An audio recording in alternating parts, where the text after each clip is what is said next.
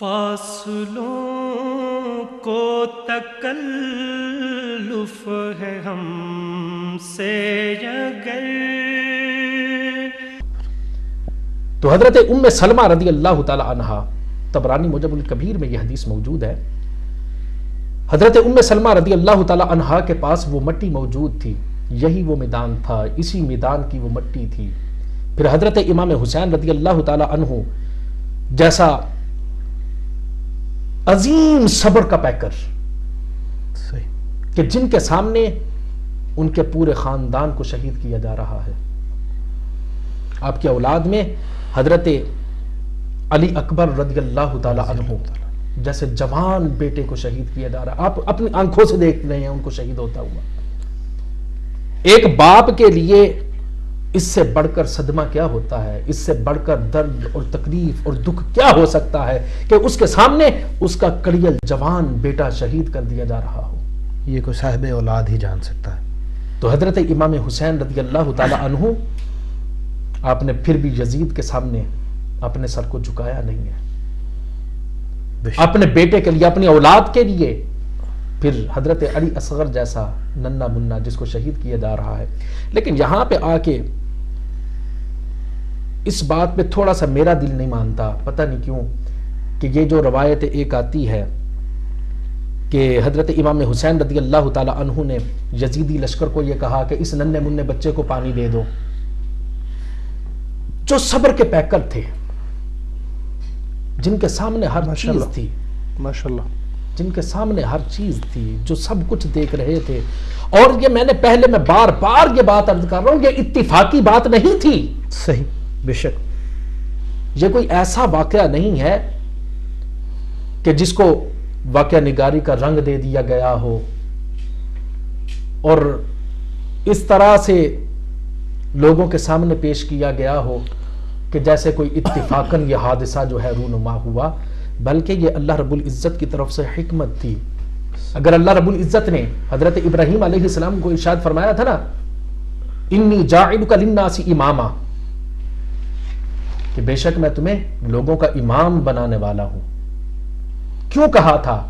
آپ دیکھیے حضرت ابراہیم علیہ السلام پہ کتنی تکلیفیں آتی ہیں، کتنی مصیبتیں آتی ہیں، نارے نمرود میں آپ کو ڈالا جاتا ہے لیکن لب پہ تبسم ہے، آپ کو بیٹے کو شہید کرنے کا یعنی ذبح کرنے کا حکم آ جاتا ہے، لیکن حضرت ابراہیم علیہ السلام کے پائے استقلال میں لغزش نہیں آتی۔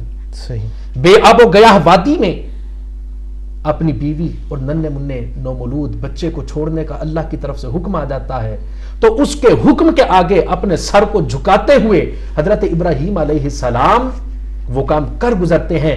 تو پھر اللہ فرماتا ہے، اے ابراہیم، اللہ اکبر، میں تجھے لوگوں کا امام بنانے والا ہوں۔ صحیح، بے شک، کوئی شک تو عرض کیا، وَمِن ذُرِّيَّتِي، یا اللہ میری اولاد میں سے، فرمایا لا يَنَالُ عَهْدِ الظَّالِمِينَ، میرا عہد ظالموں کو نہیں پہنچتا۔ ہاں تیری اولاد میں سے وہ جو اس قابل ہوا اس کو امام بناؤں گا، لیکن جو اس قابل نہ ہوا، جو ظالم ہوا، اس کو امام نہیں بناؤں گا۔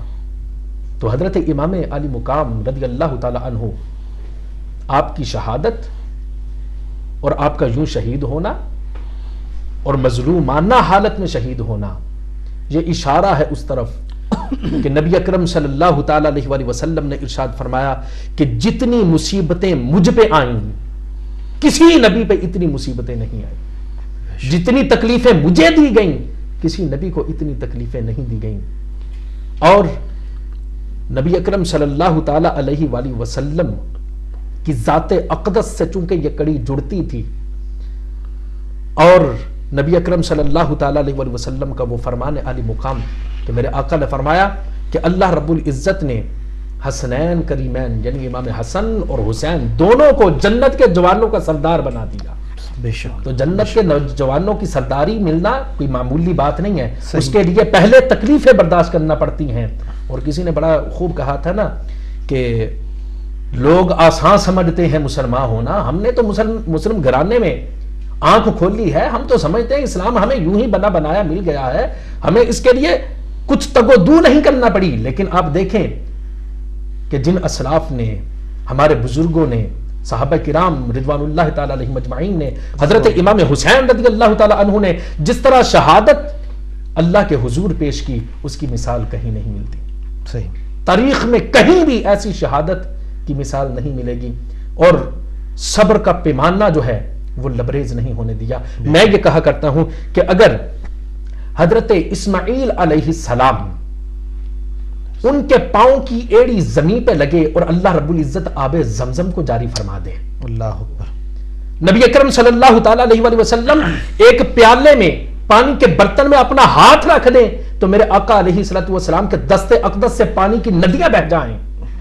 اور ایک روایت میں حضرت ابو ہریرہ رضی اللہ تعالیٰ عنہ فرماتے ہیں 1700 صحابہ تھے جنہوں نے اس پانی سے غسل بھی کیا، نہائے بھی، وضو بھی کیا، خود بھی پیا، اپنے جانوروں کو بھی پلایا، برتنوں میں جمع بھی کر لیا، لیکن وہ پانی ختم نہ ہوا. سبحان اللہ، سبحان اللہ. تو یہ کیسے ممکن ہے کہ حضرت امام حسین رضی اللہ تعالیٰ عنہ کے ہاتھ یزیدیوں کے آگے پھیل رہے ہوں کہ مجھے پانی کی ضرورت ہے؟ نہیں. بے شک. اگر آپ کے ہاتھ پھیلتے، اگر آپ ہاتھ دعا کے لیے اٹھاتے تو اللہ کے حضور اٹھاتے. بے شک. آپ رب تعالیٰ سے عرض کرتے. اور میں یہ کہتا ہوں کہ اگر آپ فرات کو اشارہ فرما دیتے تو فرات چلتا ہوا آپ کے قدموں میں پہنچ جاتا. بے شک. اس لیے میرا ذہن اس بات کو پتہ نہیں کیوں نہیں مانتا، اگرچہ یہ روایت جس طرح بھی پہنچی ہے کہ حضرت امام حسین رضی اللہ تعالی عنہ نے ان سے پانی مانگا تھا. یہ تو وہ ہیں جو خود دینے والے ہیں. بے شک. یہ ہمارا حسن گمان ہے جو کہ خود دینے والے ہیں، خود دینے والے ہیں، وہ کسی سے، اور خاص طور پہ یزید جیسے لوگوں سے اور یزید جیسے ملاؤن لوگوں سے، اگر آپ علماء ہیں، عالم دین ہیں، بہتر سمجھتے ہیں. جس طرح آپ نے عرض کی، آپ نے فرمایا کہ یہ کوئی اتفاق نہیں تھا آپ کا مقام اتنا بلند ہونا.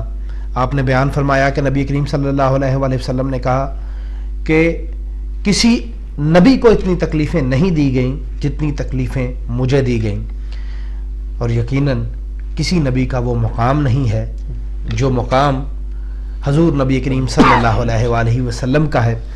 اور کسی نبی کی اولاد حضرت حسین رضی اللہ تعالیٰ عنہ جیسی بھی نہ ہوئی. سیالکوٹ کے ہی ایک شاعر، پاکستان کا مطلب کیا، لا الہ الا اللہ کے بانی اصغر سودائی صاحب بڑے خوبصورت شاعر تھے. تحریک پاکستان میں ان کا کردار کسی سے ڈھکا چھپا نہیں. وہ فرماتے ہیں کہ قتل حسین اصل میں مرگ یزید ہے، اسلام زندہ ہوتا ہے ہر کربلا کے بعد. حافظ صاحب، شہادت حسین پر تو انشاءاللہ ہم بات کر ہی رہے ہیں. حضرت حسن رضی اللہ تعالیٰ عنہ کو جو زہر دیا گیا، اس واقعے کی آپ تھوڑا سا روشنی ڈالیں اس واقعے پر، اور پھر انشاءاللہ واپس حضرت حسین رضی اللہ تعالیٰ عنہ کی شہادت پر. حضرت امام حسن مجتبی رضی اللہ تعالیٰ عنہ نے کافی شادیاں فرمائیں، اور آپ شادی فرماتے اس کے بعد طلاق دے دیتے. حضرت علی المرتضیٰ شیر خدا رضی اللہ تعالیٰ عنہ آپ لوگوں کو فرمایا کرتے تھے کہ میرے بیٹے کے ساتھ اپنی بیٹی کا رشتہ نہ کرو کیونکہ یہ طلاق دے دیتا ہے. لیکن لوگوں کی محبت تھی کہ ہمارا سلسلہ جو ہے وہ خانوادہ رسول سے جڑ جائے اور ہماری عاقبت بہتر ہو جائے. تو وہ حضرت امام حسن رضی اللہ تعالیٰ عنہ کو اپنی بیٹیاں آپ کے نکاح میں دے دیا کرتے تھے. تو ایک عورت ایسی آئی کہ جو آپ کے دشمنوں کے ساتھ مل گئی اور اس نے حضرت امام حسن رضی اللہ تعالیٰ عنہ کو زہر دے دیا. آپ کو اس کا پتہ بھی تھا، آپ جانتے بھی تھے کہ مجھے زہر کس نے دیا ہے، لیکن آپ نے اس کا نام نہیں بتایا، اس لیے کہ کہیں مسلمانوں کی پھر سے لڑائی شروع نہ ہو جائے. صحیح. اس طرح حضرت امام حسن مجتبی رضی اللہ تعالیٰ عنہ، میں نے عرض کیا کہ گھرانہ صبر کا پیکر ہے. صحیح.